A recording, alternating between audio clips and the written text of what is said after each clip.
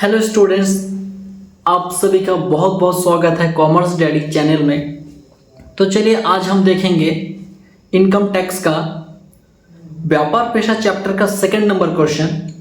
First number question upload हो चुका है, आप उसको देखिए समझिए। अगर कहीं भी उसमें दिक्कत जाता है, कहीं कोई डाउट आपको प्रॉब्लम होता है, बिल्कुल बेझिझक आप कमेंट कीजिए, आपको उसका आंसर मिलेगा। ठीक है, कहीं भी कंफ्यूज होने की कोई ज़रूरत नहीं है, कोई डर नहीं है, कुछ नहीं है। आप बेझिझक पूछो कि सर मुझे यहाँ प्रॉब्लम है, आपका सॉल्यूशन आपको कर दिया जाएगा।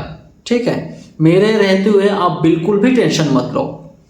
तो चलिए आज सेकंड नंबर क्वेश्चन देखते हैं बिना समय बिताए।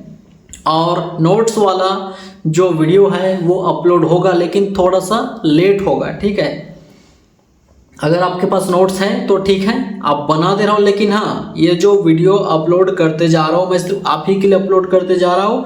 आप लोग इसको देखो, सीखो और अपने बुक में जितना सारा क्वेश्चन दिया गया है सारे क्वेश्चन को आप बनाओ, ट्राई करो। अगर नहीं बनता है कमेंट करो कि सर ये क्वेश्चन हमसे नहीं बन रहा है, कहाँ नहीं बन रहा है, कौन सा टॉपिक है, आपको पूरा समझा दिया जाएगा। ठीक है, लेकिन कोशिश करना ज़रूरी है, बनाना ज़रूरी है।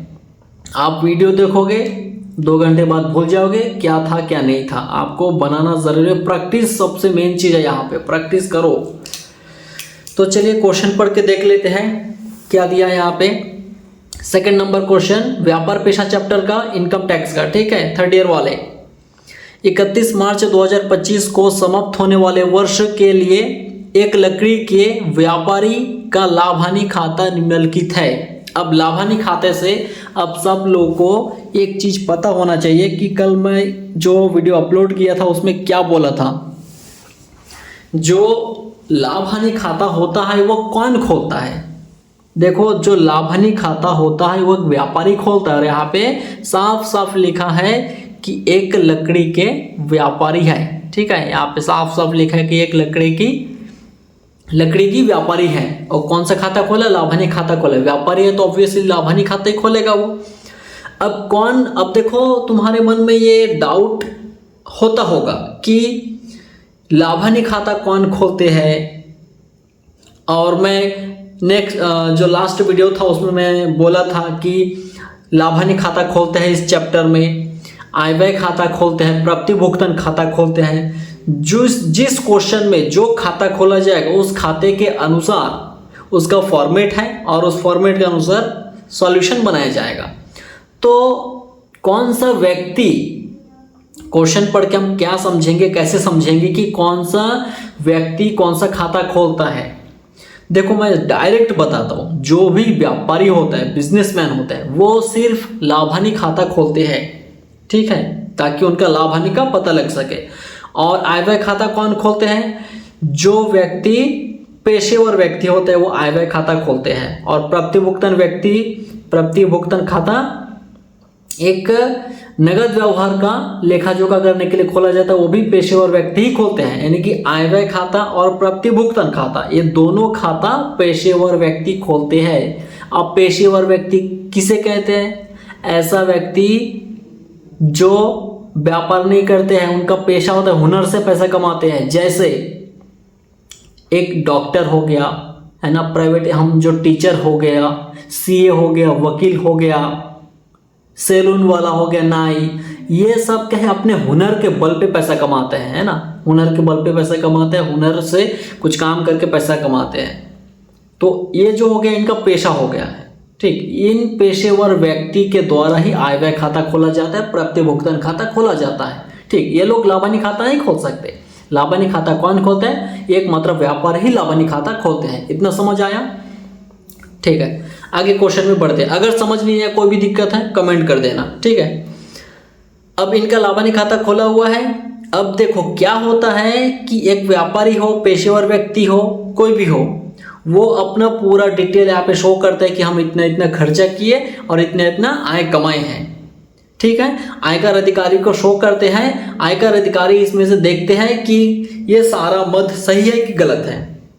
अगर ये सारा चीज बिजनेस से रिलेटेड है तो हमें उसको कुछ नहीं करना है। अगर वो बिजनेस से रिलेटेड नहीं है तो हमें उससे हटा देना है, ठीक है। क्योंकि बहुत बार बहुत व्यक्ति ऐसे होते हैं जो अपने आयकर कम करने के चक्कर में है, यानी कि आयकर से बचने के चक्कर में, आयकर से बचने के लिए अपने इनकम को कम करते हैं। इनकम कैसे करते हैं? इनकम को कैसे कम करते हैं? जो हमारा इनकम रहता है उसमें क्या करता है, एक्सपेंडिचर यानी कि जो आय रहता है उसमें ज़्यादा से ज़्यादा खर्चे को दिखा देता है, खर्चा दिखा के आय को कम कर देता है। अब आय जब कम हो जाता है तो क्या होता है, इनकम टैक्स भी कम आता है और इनकम टैक्स कम पेमेंट करता है। इस तरीके से आयकर की चोरी यहाँ पे होता है। तो हमें उस गलती को सुधारना है, बस ये काम करना है अपने को। एक तरीके से क्या करना है, आयकर अधिकारी का काम करना है, इनकम टैक्स ऑफिसर का काम अपने को करना पड़ेगा यहाँ पे। अब क्वेश्चन में देखते हैं क्या है। सबसे पहले लिखा प्रारंभिक रहतिया। क्या ये बिजनेस, देखो यहाँ पे क्या है, वो लाभानी खाता खोला, एक व्यापारी है। अब उसका कौन सा है, लकड़ी की व्यापार है वो, ठीक है, उनका लकड़ी की व्यापार है। अब उनके लकड़ी की व्यापार से संबंधित जो होगा हम उसको कुछ नहीं करेंगे, और जो उनके व्यापार से अलग चीज है उसको हम अलग कर देंगे। अब देखो प्रारंभिक रहतिया व्यापार में होता ही है, क्योंकि जब भी हम बिजनेस को स्टार्ट करेंगे हम स्टॉक से स्टार्ट करेंगे, ठीक है। तो ये प्रारंभिक जो रहती है कि जब व्यापार को शुरू करते हैं तब जितना सारा स्टॉक उनके पास रहता है वो सारा उनका व्यापार से संबंधित रहता है, हम उसको कुछ नहीं करेंगे। क्रय भी होता है क्योंकि वो परचेस करते हैं, माल को क्रय करते हैं बहुत सारे। मजदूर, व्यापार में बहुत सारे कर्मचारी को रखते हैं जिनको मजदूरी दिया जाता है, ठीक, ये भी उनके व्यापार से संबंधित है। अंकेक्षण शुल्क, ये भी उनके व्यापार से संबंधित होता है। व्यापार में अंकेक्षण करवाते हैं, ऑडिटिंग करवाते हैं, उनको फीस देते हैं, अंकेक्षण शुल्क 1000, ये भी स्वीकृत है। अब देखो स्वीकृत और अस्वीकृत, इन शब्दों में कंफ्यूज नहीं होना। स्वीकृत मतलब जो व्यापार से संबंधित होता है उनको स्वीकृत बोला जाता है, और जो व्यापार से संबंधित नहीं होता, जो अदर चीज होता है, उनको अस्वीकृत बोला जाता है। अब अगर एक खर्चा है, व्यय है, तो स्वीकृत व्यय जो व्यापार से संबंधित है उसको स्वीकृत व्यय, और व्यापार से संबंधित नहीं है उसको अस्वीकृत व्यय। और क्रेडिट साइड में यानी कि समाकलन पक्ष में जो आय दिया रहता है, अगर वो व्यापार से संबंधित है तो स्वीकृत आय है, और व्यापार से संबंधित नहीं है तो अस्वीकृत आय है। बस, ठीक है, कंफ्यूज मत होना इसमें। स्टार्टिंग में थोड़ा आपको कंफ्यूजन लग सकता है, लेकिन धीरे धीरे जब प्रैक्टिस करते जाओगे सब क्लियर होते जाएगा। उसके बाद दिया मरम्मत, रिपेयर का खर्चा दिया। किस चीज का रिपेयर किया यहाँ पे, मरम्मत, मकान संपत्ति का। अब देखो एक चीज यहाँ पे, हम 3rd यूनिट बना रहे हैं व्यापार पेशा चैप्टर का, लेकिन बीच में दे दिया कि मरम्मत व्यय, किस चीज का मरम्मत, मकान संपत्ति का। अब ये तो मकान संपत्ति चैप्टर का है, यानी कि 2nd यूनिट का है। अब यहाँ पे इसका क्या काम है, अब मकान क्या है, अब यहाँ पे ऐसा तो नहीं बोला है कि इसके व्यापार का मकान, व्यापार में जो इसका गोडाउन था, वेयर हाउस था, यानी कि भंडार गृह था, उन सब का या फिर इनका शोरूम था, इनका किराया, ऐसा तो नहीं बोला यहाँ पे। यहाँ पे सिर्फ बोला मकान संपत्ति, यानी कि जो मरम्मत व्यय हुआ है मकान संपत्ति, यानी कि इसका रहने का मकान है, निजी मकान है इसका, ठीक है, पर्सनल घर है, उसका खर्चा यहाँ पे मरम्मत 2000 रुपये था, जो उसने व्यापार के खर्चे के अंदर शो कर दिया, दिखा दिया। तो ये चीज ये गलत किया। अगर यहाँ पे बोलता कि मरम्मत कौन सा मकान संपत्ति का, अपने गोडाउन का जो मकान है, यानी कि जो वेयर हाउस है, भंडार गृह, उसका किराया, उसका मरम्मत करवाया, उसका खर्चा यहाँ पे। तो हम व्यापार से संबंधित होता उसको कुछ नहीं करते, लेकिन यहाँ पे ऐसा कुछ भी स्पष्ट नहीं किया है कि उसके व्यापार का है, यानी कि वेयर हाउस यानी कि भंडार गृह का है, शोरूम का है, या उसके फैक्ट्री का है, ऐसा कुछ नहीं बोला।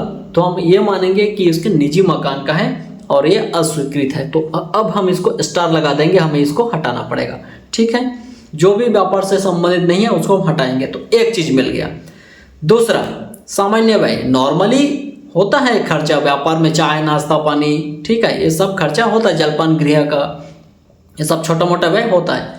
ऋण लेने के लिए कमीशन 1000 रुपये, ये भी व्यापार से संबंधित है, व्यापार लोग करते हैं, उसके लिए पहले लोन लेते हैं, तो ये लोन लेने के लिए कमीशन। अब लोन लेगा, लोन भी ऐसा होता है कि खुद को अगर लोन नहीं मिलता है तो किसी दूसरे के थ्रू लोन लेता है, जिसको बोल देता है कि तू मेरे को लोन निकाल के दे, मैं तेरे को कुछ कमीशन दे दूंगा। तो इस तरीके से भी लोन निकालते हैं लोग, तो उसका यहाँ पे कमीशन 1000। अब यहाँ पे स्पष्ट रूप से ये नहीं बोला है कि उसके निजी कार्य के लिए लोन लिया था कि व्यापार के लिए, ऐसा कुछ नहीं बोला, तो हम उसके व्यापार का मानेंगे, ठीक है। आगे अगर यहाँ पे स्पष्ट बोलता है कि उसके निजी मकान के लिए कि कुछ दूसरा चीज़ के लिए अपने निजी पर्सनल खर्चे के लिए लोन लिया था, तो इसको अस्वीकृत मान के स्टार लगाते थे और इसको भी अपन बाहर कर देते। लेकिन ऐसा कुछ नहीं बोला है, तो हम ये मानेंगे उसके व्यापार के लिए ही वो लोन लिया था, जिसके लिए कमीशन पे किया 1000 रुपये, व्यापार से संबंधित है, स्वीकृत है, हमें कुछ नहीं करना है।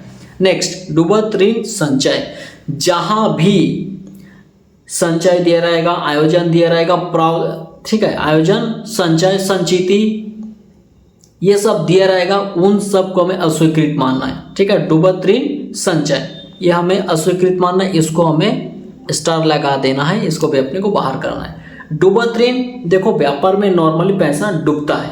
ठीक है, डूबत ऋण मतलब पैसा डूब, जो देनदार लोग पैसा नहीं देते हैं, अपन मानते हैं कि वो पैसा डूब गया, ठीक है, तो उसको डूबत ऋण बोलते हैं, अशुद्ध ऋण। अब यहाँ पे ऊपर वाला क्या था, देखो पैसा डूबता है यहाँ पे व्यापार में, तो ये अपना स्वीकृत हो गया, ये सब नॉर्मली है। लेकिन डूबत ऋण संचय क्या है, जो पैसा डूब गया उसका रिकवरी करने के लिए अलग से जुगाड़ करके पैसा सेव करके रखना, तो ये अपना अस्वीकृत हो जाएगा। लेकिन ये वाला व्यापार में पैसा डूबता है, ये अपना नेचर है व्यापार का, तो ये स्वीकृत है, इसको कुछ नहीं करना है।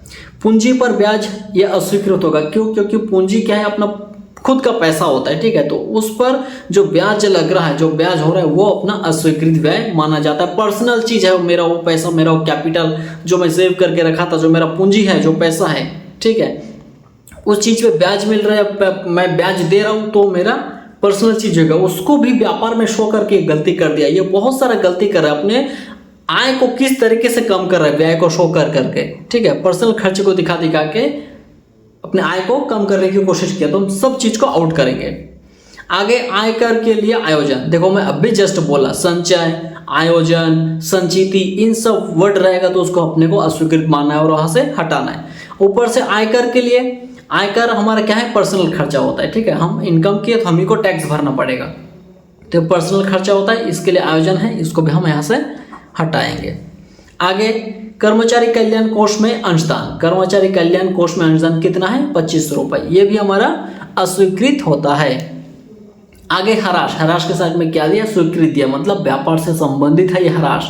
ठीक है, इसको अपने कुछ नहीं करना है। शुद्ध लाभ बोल रहे 2,50,000 रुपये के शुद्ध लाभ हुआ है, जबकि इसका शुद्ध लाभ में और वृद्धि होगा जब इन खर्चों को हम यहाँ से हटा देंगे। ठीक है, अगर हम देखें कि इसका आय कितना है, टोटल शुद्ध लाभ बोल रहे 2,50,000, इतने सारे खर्चे को घटाने के बाद इन सारे खर्चे को हम दोबारा ऐड कर देंगे, इसका शुद्ध लाभ और बढ़ जाएगा, शुद्ध इसका लाभ, प्रॉफिट बढ़ जाएगा, इनकम बढ़ जाएगा, तो टैक्स भी इसका बढ़ जाएगा। लेकिन क्या है, ये अपने पर्सनल खर्च को इसका शो कर दिया, शो करके अपने इनकम को कम कर दिया। अब वो टैक्स भी कम होगा, टैक्स भी कम पे करेगा वो, तो इस तरीके से चालाकी यहाँ पे चलता है। अब समाकलन पक्ष में आके देखें, बिक्री 6 लाख रुपए का वो बेचा है। ठीक है, बेचते हैं माल, संबंधित है व्यापार से, कुछ नहीं करना है। संपत्ति का किराया 15,000 रुपये उसको प्राप्त हुआ। कौन सा संपत्ति का किराया प्राप्त हुआ, उसके पास क्या था, मकान था। देखिए ये मकान संपत्ति का ये मरम्मत किया था। संपत्ति का किराया जब भी यहाँ पे समाकलन पक्ष में दिया रहेगा तो अपने को ये मानना है कि मकान संपत्ति का ही इसको किराया मिल रहा है। और ऊपर से दूसरी बात, यहाँ पे कोई भी स्पष्ट रूप से नहीं लिखा है कि किस संपत्ति का किराया प्राप्त हो, तो अपने को मकान संपत्ति मानना है यहाँ पे। ठीक है, सब रूल है। मकान संपत्ति का किराया उसको कितना मिला, 15,000 रुपये, तो ये अपना अस्वीकृत है। क्यों? क्योंकि ये मकान संपत्ति अपना कौन सा मकान है, यहाँ पे क्या माने थे, मरम्मत, मकान संपत्ति, निजी मकान माने थे, क्योंकि यहाँ पे कुछ भी स्पष्ट रूप से नहीं लिखा है कि व्यापार का ही ये घर था, तो अपने को पर्सनल माने थे, तो वो अस्वीकृत था, ये भी अपना अस्वीकृत हो जाएगा। ठीक, अंतिम रहतिया ये होता ही है। टोटल किए 6,50,000 रुपये। अब क्या बोल रहा है, उसकी कर निर्धारण वर्ष 2025-26 के लिए उनकी कुल आय ज्ञात कीजिए। अब देखिए यहाँ पे मैटर, उनकी कुल आय ज्ञात कीजिए। लेकिन जो हम लास्ट क्वेश्चन यानी कि लास्ट क्वेश्चन बनाए थे, यानी कि फर्स्ट नंबर इस चैप्टर का बनाए थे, तब वहाँ पे क्या था, मिस्टर एन था और उसकी व्यापार से आय ज्ञात करने बोला गया था। लेकिन इस क्वेश्चन में बोल रहा है उसकी कुल आय ज्ञात करो। इसका मतलब क्या है, इस क्वेश्चन में जितने सारे शीर्षक से इनकम हुआ है सबका अपने को कैलकुलेट करना पड़ेगा।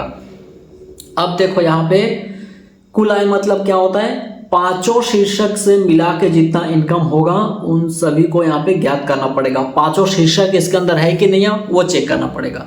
यहाँ पे जितने सारे चीज दिया पूरा व्यापार से संबंधित है, लेकिन एक चीज है जो अलग है, वो कौन है? मकान संपत्ति। ये हमारा सेकेंड यूनिट का चैप्टर है, ठीक है। ये हमारा यूनिट से ही अलग हो गया, ऊपर से मकान है, पर्सनल मकान था यहाँ पे तो ऑलरेडी अस्वीकृत है ही, तो ये चीज अलग हो गया मकान संपत्ति चैप्टर का। बाकी सब व्यापार पेशा चैप्टर से, यानी कि 2 शीर्षक से, मकान संपत्ति शीर्षक का क्वेश्चन है इसके अंदर और व्यापार पेशा तो है ही ऑलरेडी, तो 2 ही शीर्षक का यहाँ पे क्वेश्चन है। न इसमें पूंजी लाभ है, न अन्य साधन है, न वेतन है, ऐसा कुछ नहीं इसमें, ठीक है।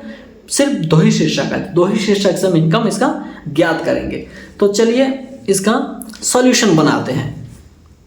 तो सॉल्यूशन में सबसे पहले हम हेडलाइन डालेंगे कि कौन है यहाँ पे समाप्त होने वाले, इसका नाम नहीं दिया, 31 मार्च जो समाप्त होने वाले उस व्यापारी की लाभानी दिया है, ठीक है। नाम नहीं दिया कोई बात नहीं है, तो अपन यहाँ पे ज्ञात करेंगे। देखो कुल आय ज्ञात करने बोला है, तो हम सबसे पहले कौन सा शीर्षक यहाँ पे देखे हैं, एक मकान संपत्ति से रिलेटेड देख गया और दूसरा व्यापार पेशा। तो हम सबसे पहले मकान संपत्ति से आय की गणना कर लेते हैं। मकान संपत्ति से आय की गणना। अब बहुत सारे स्टूडेंट के मन में ये आया होगा कि हम व्यापार पेशा चैप्टर का क्वेश्चन बना रहे हैं तो मकान संपत्ति का हेडलाइन क्यों डाल रहे हैं? क्योंकि यहाँ पे मकान संपत्ति चैप्टर का भी क्वेश्चन इसके अंदर इंक्लूड है और क्वेश्चन में बोला है कि उसकी कुल आय ज्ञात करो, यानी कि मकान संपत्ति का भी ज्ञात करना है, व्यापार पेशा तो करना ही है अपने को।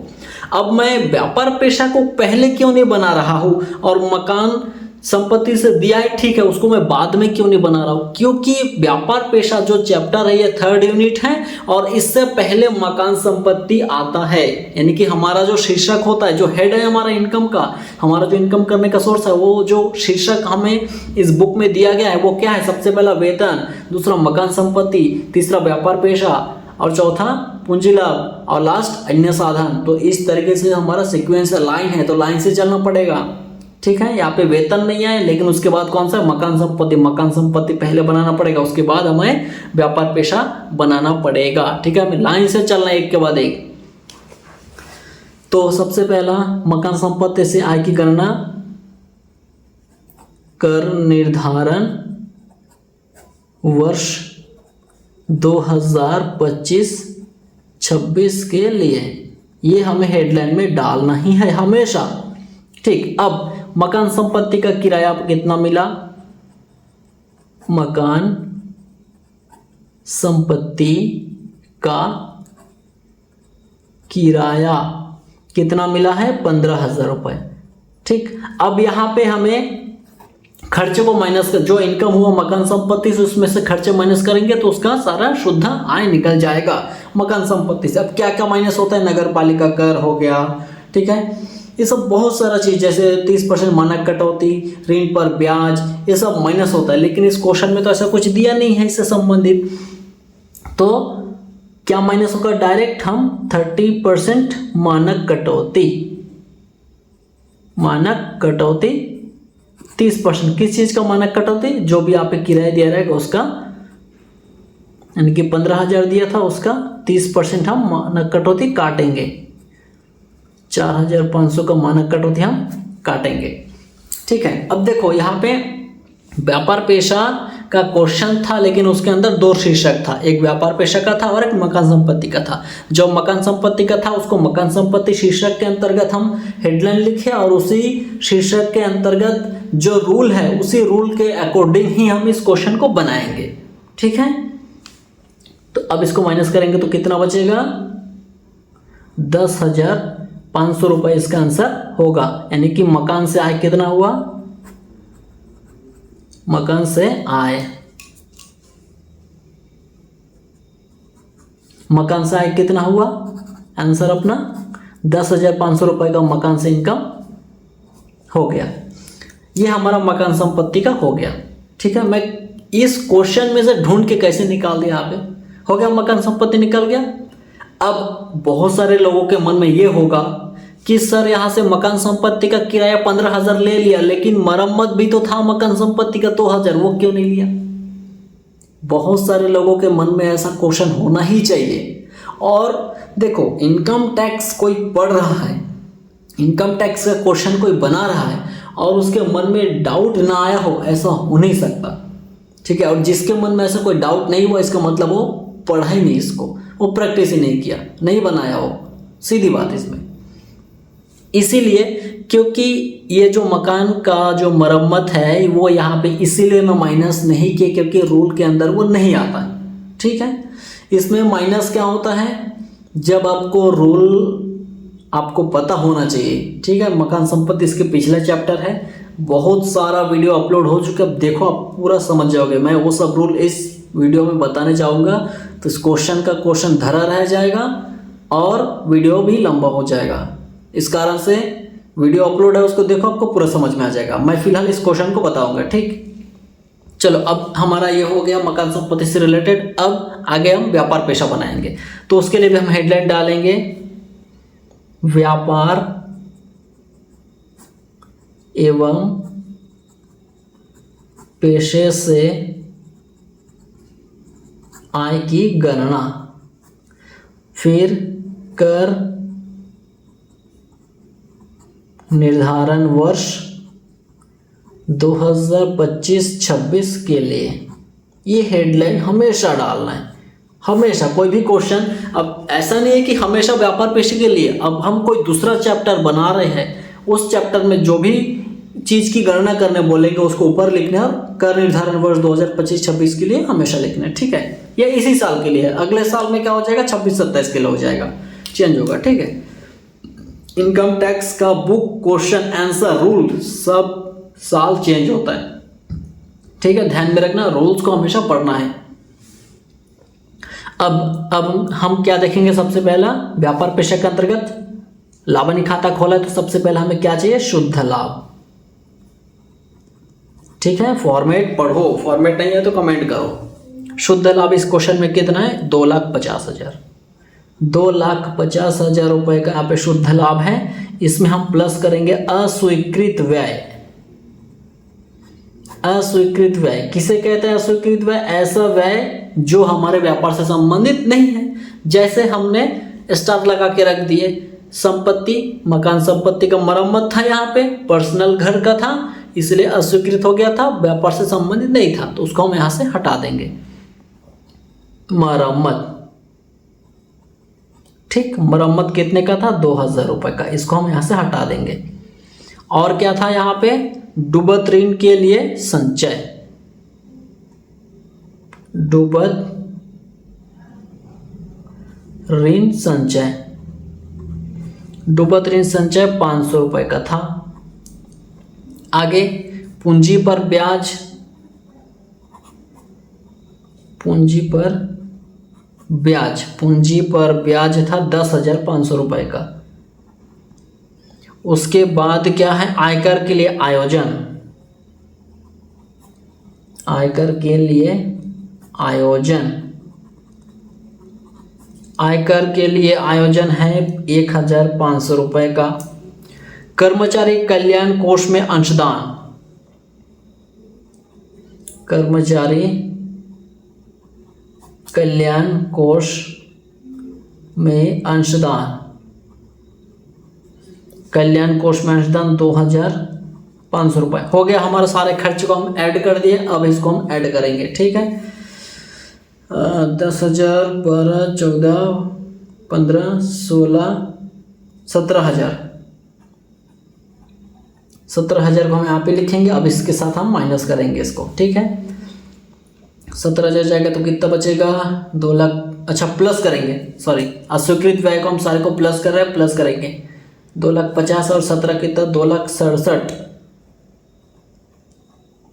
2,67,000। इसमें हम माइनस करेंगे अस्वीकृत आय,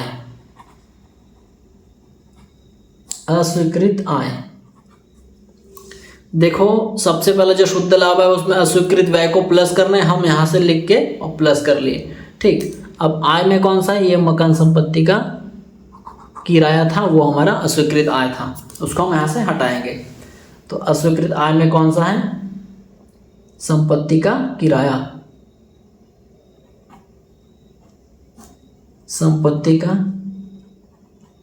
किराया कितने का? 1000 का था, 15,000 का था। इसको हम यहाँ से हटाएंगे, माइनस करेंगे। कितना बचेगा? 2,67,000 में 15 चला जाएगा तो बचेगा 0,0,0,2,5,2 2,52,000 रुपये यहाँ पे बच रहा है। ये हमारा व्यापार पेशे से इनकम हो गया है। व्यापार एवं पेशे से आय, ठीक, व्यापार एवं पेशे से करो क्या है, कितना? 2,52,000 निकला। और मकान संपत्ति से कितना निकला? 10,500। ये दो शीर्षक था, दो शीर्षक से हम अलग अलग गणना कर ली हमारा। अब हम इसकी कुल आय की गणना करेंगे, ठीक है। कुल आय की गणना कैसे करेंगे? कुल आय की गणना करने के लिए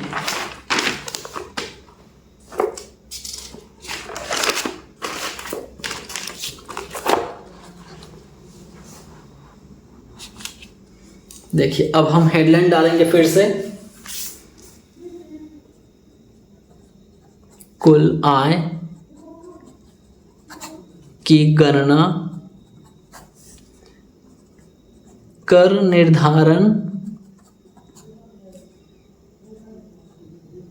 निर्धारण वर्ष 2025-26 के लिए, ठीक है। हेडलाइन हमें डालना इस तरीके से हमेशा। उसके बाद यहाँ पे लिखना है सबसे पहला कौन सा? मकान संपत्ति से आय,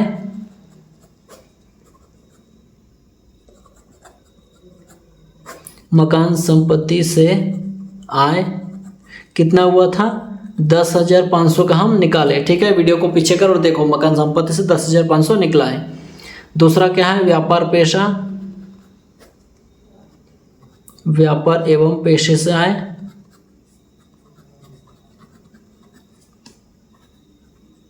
2,52,000 रुपये निकला। उसके बाद पूंजी लाभ अन्य साधन है, सब कुछ नहीं है। तो यही हमारा दोनों शीर्षक था। दोनों शीर्षक से कितना इनकम हुआ है? 0,0,5,2,6,2 2,62,500 ये अपना इनकम निकला, कुल आय, ठीक। उनका इनकम निकला कितना? कुल आय। तो इस तरीके से इसकी गणना किया जाएगा। कितना इजी था ये, कितना इजी था। दो शीर्षक से इनकम ज्ञात के, दोनों को जोड़ दे, कुल आय। जब भी क्वेश्चन में कुल आय ज्ञात करने बोला जाएगा तो हमें क्वेश्चन में ढूंढना है कि कितने सारे शीर्षक से दिया गया है। जितने सारे शीर्षक से दिया रहेगा सबको अलग अलग गणना करना है और सबके आंसरों को ऐड करना है, उसको बोला जाता है यहाँ पे कुल आय, ठीक। ये इस क्वेश्चन में किसको क्या समझ नहीं आया कमेंट करो कि सर मुझे ये चीज समझ नहीं आया, मुझे दोबारा बताओ, ठीक है। डायरेक्ट कांटेक्ट करो, नंबर दे दिया रहेगा डिस्क्रिप्शन में, डायरेक्ट कांटेक्ट करो कि सर मुझे ये प्रॉब्लम है, ठीक। तो चलिए, आशा करता हूं आपको समझ में आ गया होगा। नेक्स्ट वीडियो में मिलते हैं नया टॉपिक के साथ।